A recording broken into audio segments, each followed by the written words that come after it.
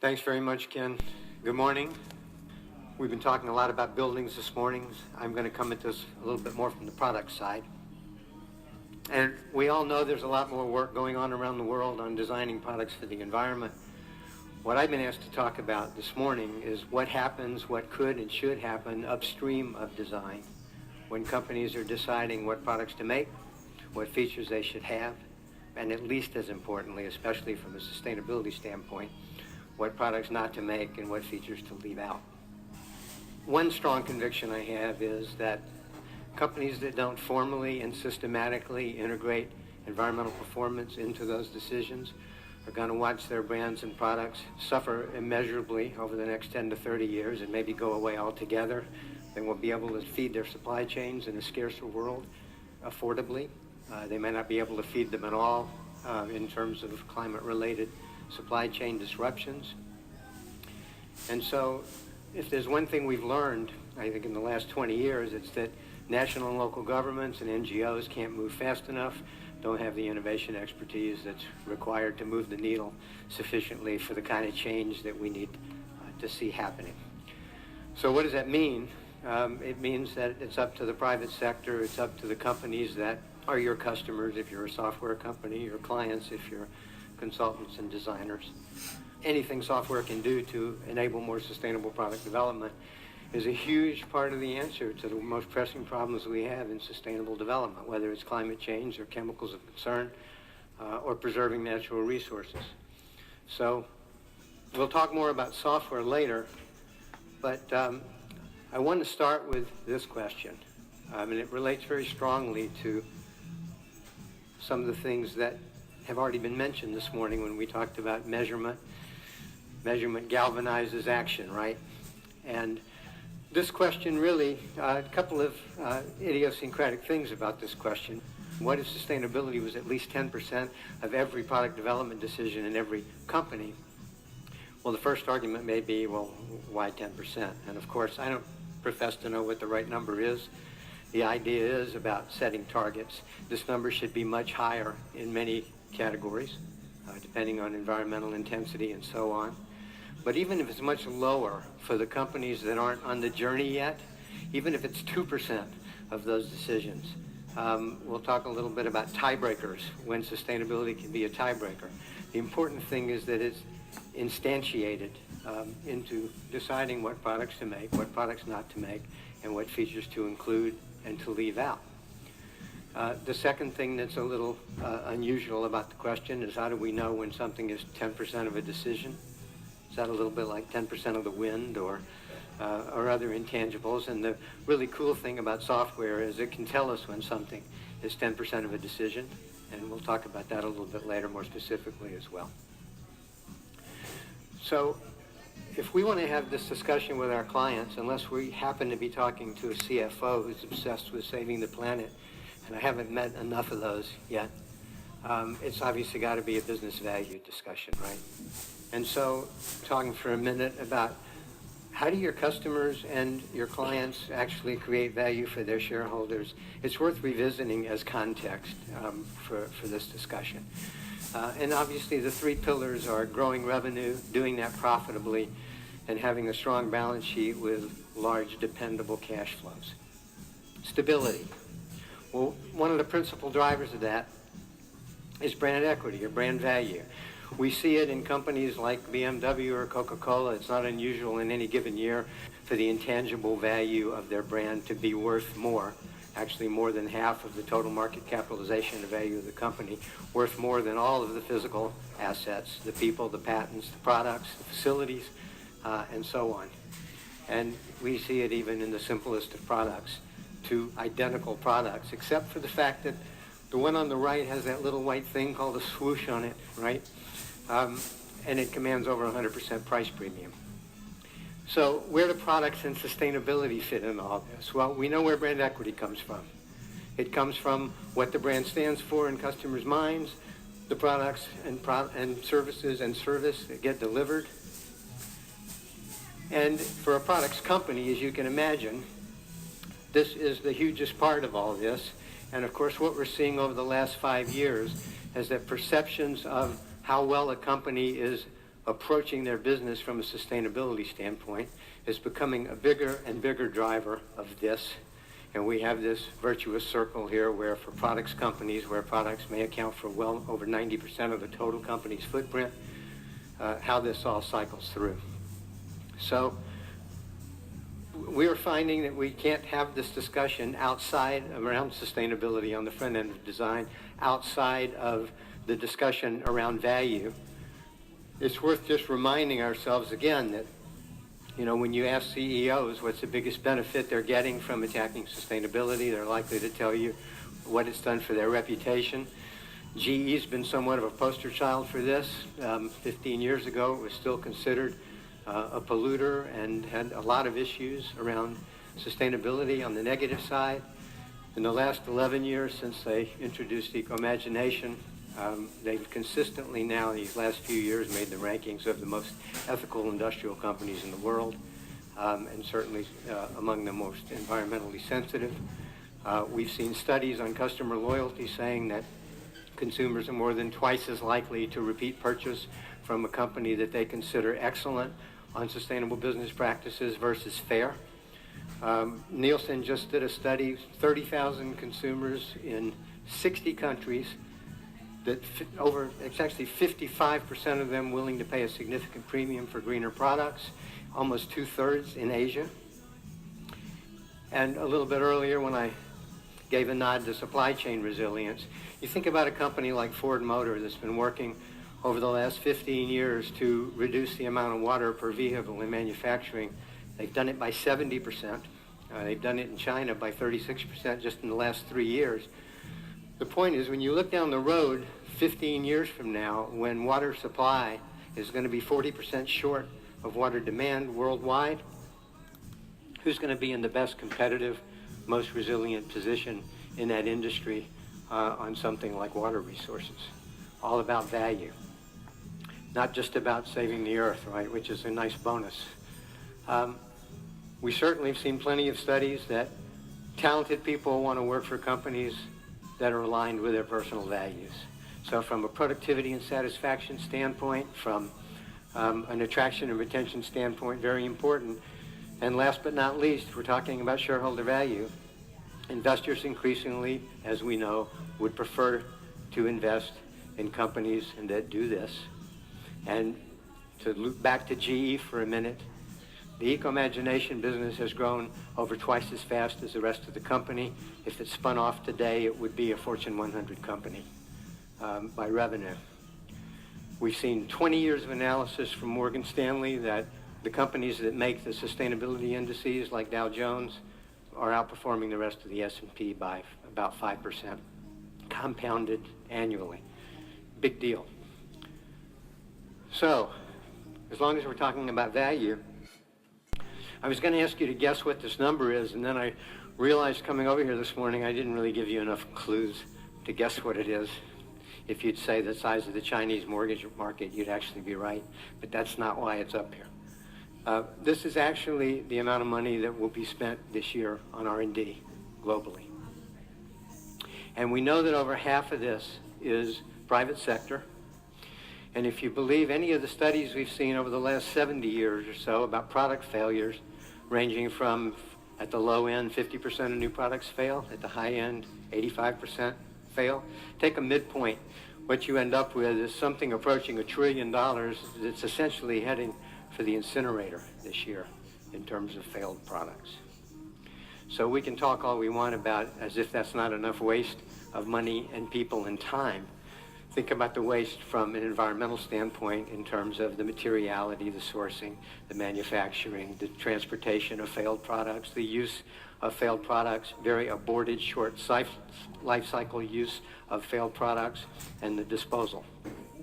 So anything we can do to reduce that product failure rate is a huge win.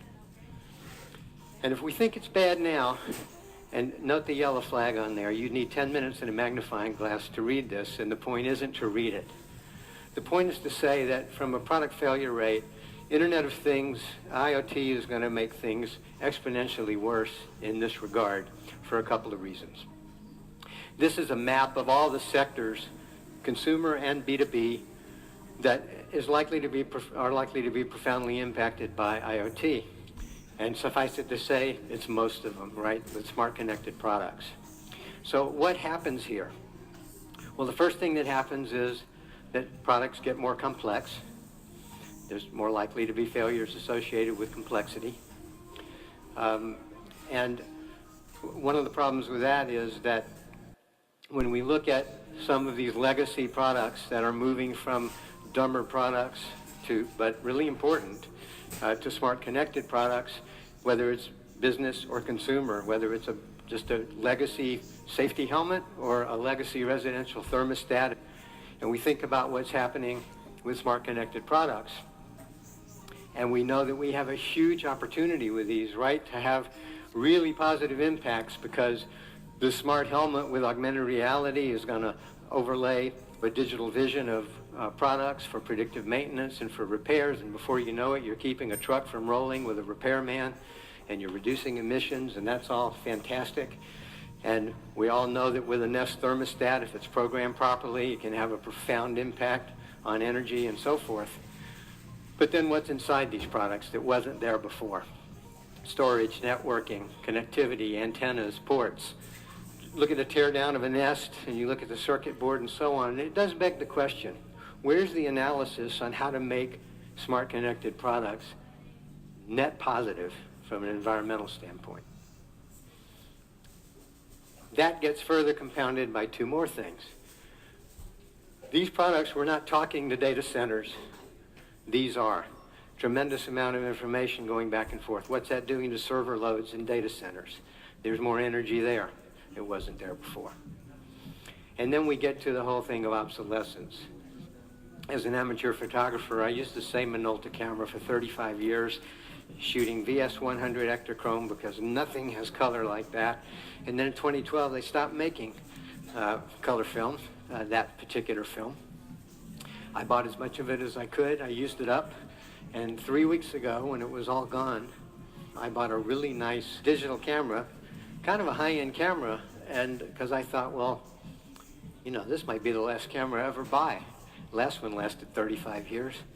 I was very proud of myself until I was about to leave Glazer's camera up in Seattle and said, by the way, what do you think the life expectancy is this thing's going to be? Probably 5 years. Because, you know, 6 years from now, the memory won't support the firmware, the jacks will be all the wrong jacks for the cabling, and so on. And so when we talk about waste, yes, there's tremendous environmental performance potential here, but when we look at the big picture, all of this has to be considered. So I think a real tipping point will come when we start saying, yeah, we can look at that stuff through the sustainability lens, but what happens when we integrate it into the larger discussion? The discussion that product development and product planning teams have every day. So when I say integrate with what?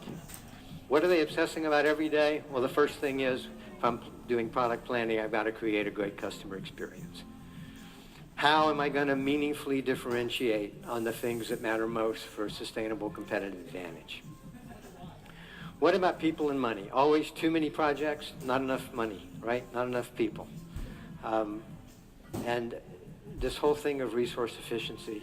Which things do we do? Which things do we slow down? Which things do we de-scope? Which things do we kill? You know how hard it is to kill projects. It's easy to wound them. It's hard to kill them. So those are the big three, but we can't ignore what we like to call manageability. How manageable is concept X versus concept Y, or feature X versus feature Y? And manageability really has these two components of what are the commercialization risks and what's the complexity level? And you know, the synonym for all that is how do we not screw this up between idea and launch? So this is the larger discussion, and I can't tell you how many times we've been through this. We have a patented process called Strategic Harmony that really provides decision support for what products to make and not make and what features to include and not include. I can't tell you how many times we've been through this process and found out that near the end of the project, no one's mentioned sustainability until we brought it up. A few years ago, I got tired of going through these discussions and having people say, Well, I guess after we've green-lighted this project and now we're going to go design it, at some point we better go talk to our sustainability guy and see if it's legal. That's a pretty low bar, wouldn't you say? So our point has simply been this. We have fully integrated sustainability into our decision support tool. We have fully integrated it into our model now. I'll talk a little later about some of the headwinds and tailwinds associated with convincing clients to deal with this as part of the larger discussion, as opposed to something that's separate but parallel, or separate but later. But really, this is very consonant with coevolution of design, because just as you simultaneously and symbiotically have to deal with logical and physical and electronic and the content parts of this thing, we're really talking about simultaneously and symbiotically dealing with all this, and sustainability is just an organic part of the discussion, the part of the air that a product development team needs to be breathing upstream of design when they're deciding what to make. It doesn't sound like rocket science, you know, why is it so hard? We asked a lot of companies why it's hard, this level of integration.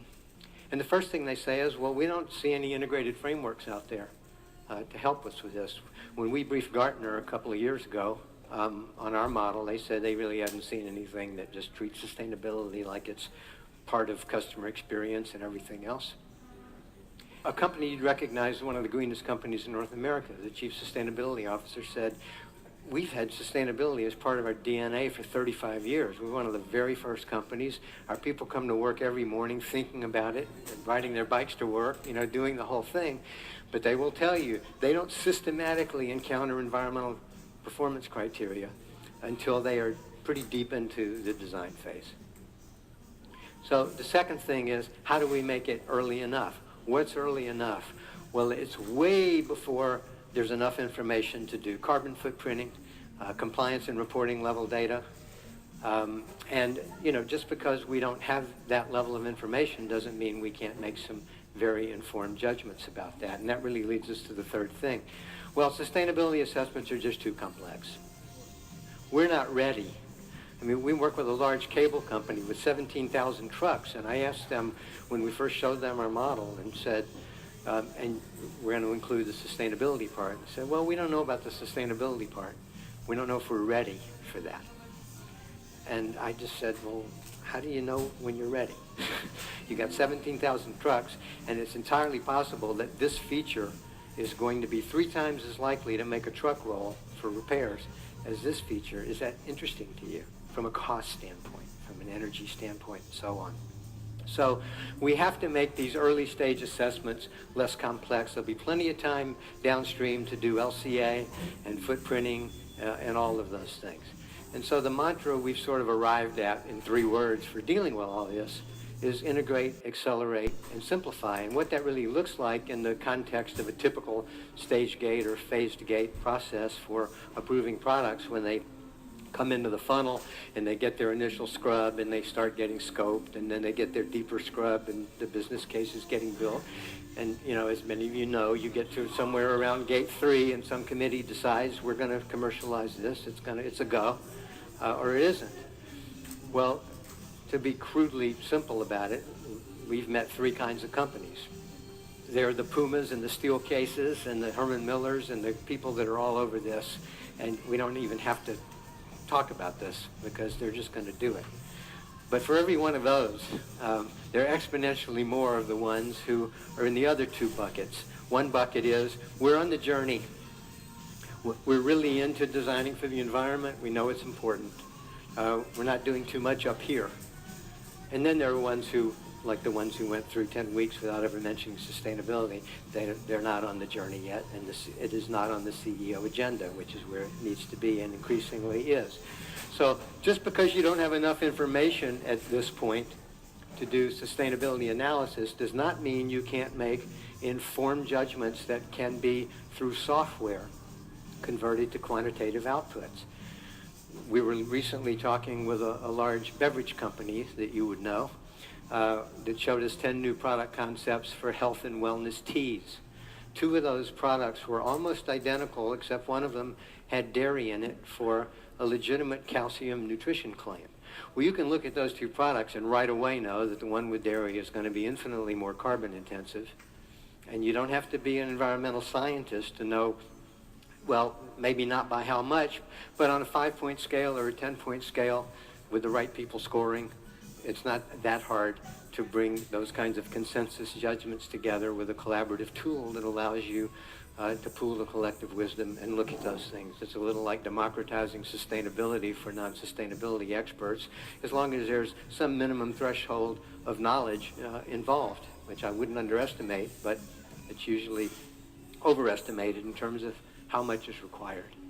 We want to pull it up to here. And so let's talk about software for a minute. And sustainability software solutions are usually just that. And when I say just, that's not a disparagement. There's some fantastic tools out there. You use them. And the Post-it note, is showing how these sectors are starting to break out as hundreds of these things blossom.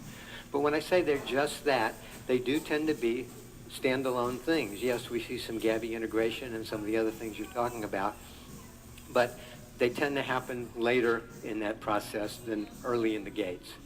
And so when we look at those and we see it, and you guys may have better numbers on this than me. I pulled them from a couple of different, what I think are reliable sources. Probably 60 to 70 product stewardship solutions commercially available now. 25 of those being more compliance-based, or what we might call mandatory product stewardship, and another 30 to 40 that are really what we're talking about right now, voluntary product stewardship. And to be fair, more and more of these are starting to incorporate eco-design. It's still not upstream. The eco-design tools require some pretty specific information about materials and lots of other things. So we're really talking before that.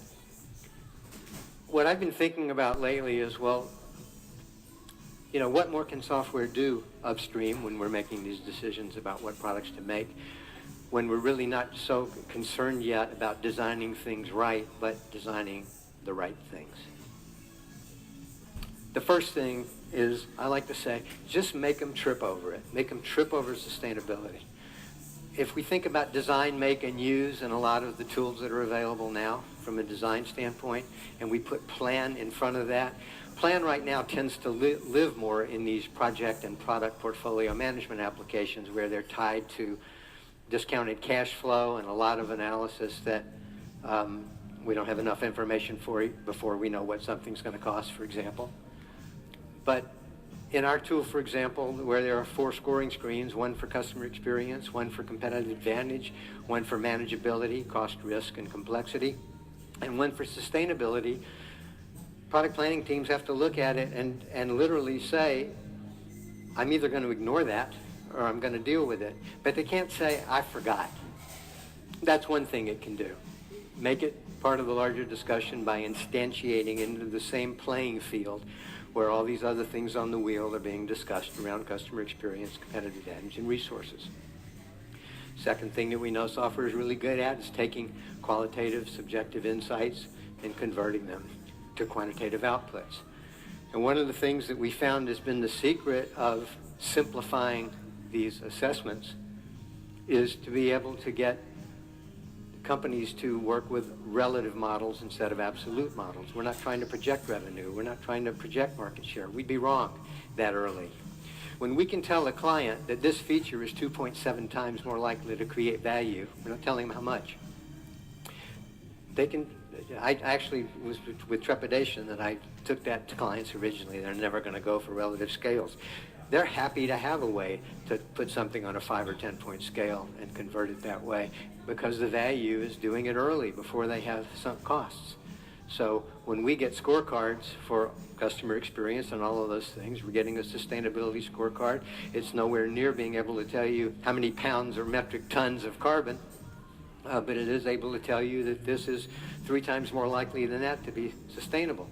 So if you're a consumer electronics client and you can't possibly get all the features you'd like into next year's model in time for the Christmas selling season, so you have to choose, and one of these things is a new user interface and the other one is putting a longer lens on that camera, don't need to be a rocket scientist to know that one of those is going to have more environmental intensity than the other.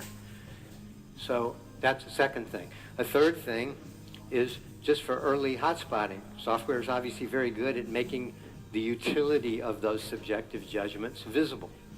And obviously you can't see this, but in a thumbnail from our tool where you're seeing different environmental performance KPIs up here, and just alerting people early on that you're going to have a problem here with this faster lens because there may not be a supplier that uses lead-free glass or doesn't use fluorinated hydrocarbons in manufacturing. This is going to be it's going to be great for energy, but it's going to put more toxins in the product. Is that a good trade-off? All of that can be arbitrated here, but mostly can also give the teams early warning that here's some places to focus your energy on making a concept or a feature more inherently sustainable before it comes into the design phase. And lastly, coming back to the 10%. What if sustainability were 10% of each product development decisions? In our tool, for example, all you have to do with a mouse click is sustainability going to be 5% of this analysis, or 10, or 15, or 20? And the first client we did this with, very sustainability focused, they made it 15% of the total analysis. Some companies, as I said, they may only want to make it 2%. That's okay. It's now part of the discussion. And it's no longer an afterthought. It's no longer a bolt-on. So before I wrap up, Ken asked me to talk a little bit about what's our experience been so far in having discussions with clients about dealing with sustainability at the same time that they deal with all of this. And again, this is a little bit more from a professional services standpoint, but I think it has a lot of implications for software. And I should tell you, before I depress you for 30 seconds, the tailwinds on this actually, I believe, more than offset the headwinds. And some of these headwinds may be a little bit more associated with professional services, but they might be instructive for you, so I'll quickly share them. The first one has been the cultural headwinds, and that's the kind of company that I've alluded to a few times, where there's no pressure from the C-suite to really deal with this. Nobody's being held accountable. You were talking about accountability earlier. Those companies have to get on the journey. We're not the guys that are going to necessarily get them on the journey, but in our own small way, we're trying to pull them.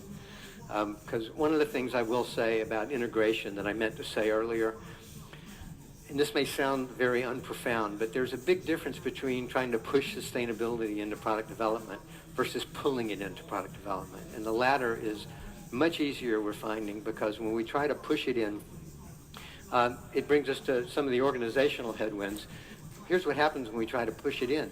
Most of the chief sustainability officers we've talked to and sustainability teams, frankly, they're heroes in their own company and they're heroes to me, but they are eviscerated in terms of their influence within the company when you're not dealing with the steel cases and the Unilevers and the companies that are really at the CEO level on the journey. And one of them actually told me, said, the only way I can get in, this is the sustainability lead for a $6 billion company, who said the only way I can get invited to a product development meeting is to host it myself. So that's pushing. But if it's part of the wheel and it's part of the tool, it's being pulled in. It's already there, right? The third thing is resource constraints. We had a meeting, gosh, just at the end of January with, actually it's a a little over $50 billion company. They're doing amazing things in terms of sustainable product development. And at the end of the discussion, he said, you know, this is something we really should be using. You know, I don't have a budget. Well, I know that as a CMO of a Fortune 50 company earlier in a former life, I know that I used to have to go out and tin cup all the business units for my budget. And that's okay, but it really lengthens the sales cycle. I have some good news on that in a second. And then the last thing, unaware. We didn't think there was an integrated framework out there that has sustainability in there. There will certainly be more than ours, and I'm sure there already are. I certainly don't profess to know everything that's going on out there. So that's kind of been the bad news, and I'm bearing my soul here in terms of, you know, what these discussions have been like. However, some really amazing things are happening that are obvious in small ways now, and I think are about to come obvious in bigger ways. When we talk to companies about sustainability, most of it is a corporate level discussion. This is what we're doing with our data centers. This is what we're doing with putting solar panels and doing water recovery systems in our facilities. We're putting panels on the roof of our headquarters. We're doing telecommuting, ride sharing. It's great, recycling, all of that stuff. They're not talking at the product level. But most of the people I talk to, and I had this discussion with SAP's Sustainability Software Solutions team recently, and they said the same thing. This looks like the year when, if companies want to start to move toward their 2020 and 2030 commitments and whatever they might have said at COP21 or anyone else, if they're a products company, it's time to move on to products in a big way. And that this is the year that we're going to start to see that pivot happen, and we hope that's right. The second thing is the dispersion of sustainability expertise across the businesses. And in a way, where we're at now is very much like where we were at 15 years ago with emerging markets. One of our clients, HP, had an emerging markets group, one of the first companies to do it back 15, 20 years ago.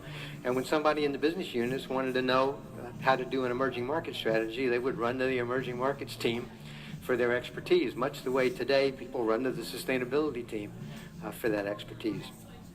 Well, 15, 20 years later, you don't see emerging markets groups anymore, because if you're running a business unit in a global business, you have to have emerging markets expertise diffused throughout your management team. It's just part of the air that you breathe, just like what we were talking about earlier.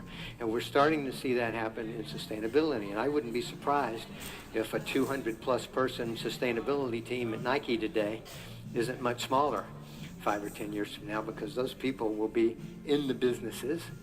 And to run a business like that, you're going to really have to know something about this stuff, and you're going to have to really care about it. So that's going to be a tailwind.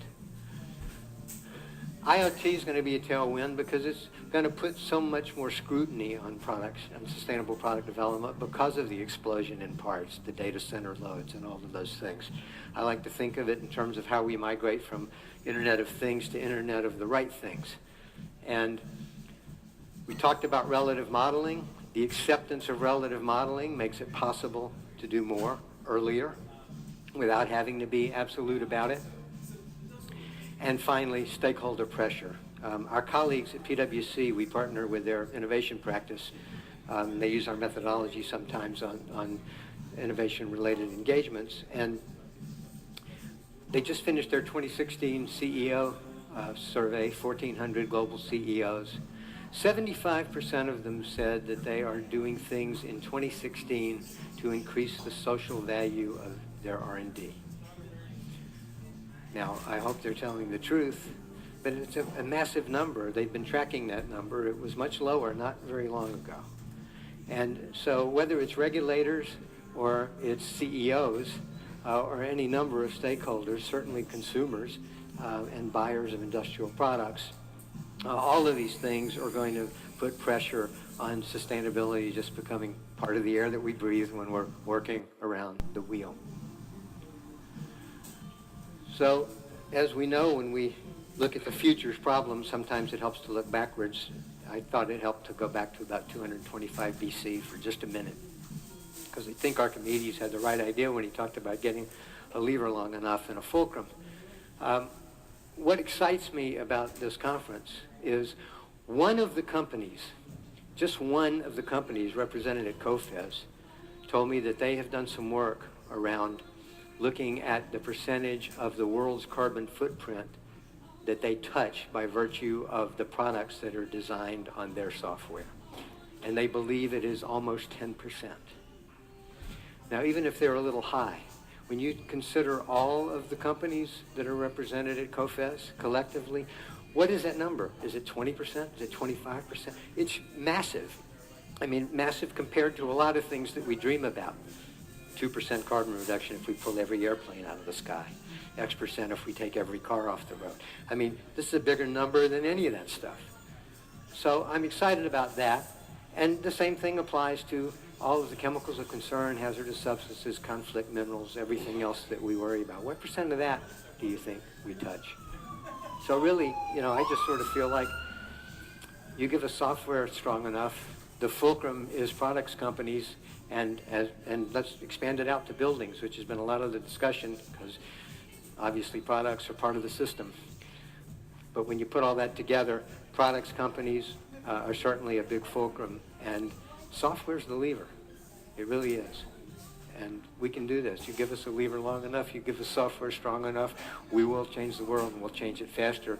And when we're only reducing carbon at about 1/4 the rate that we need to reduce it at, we need all the help we can get.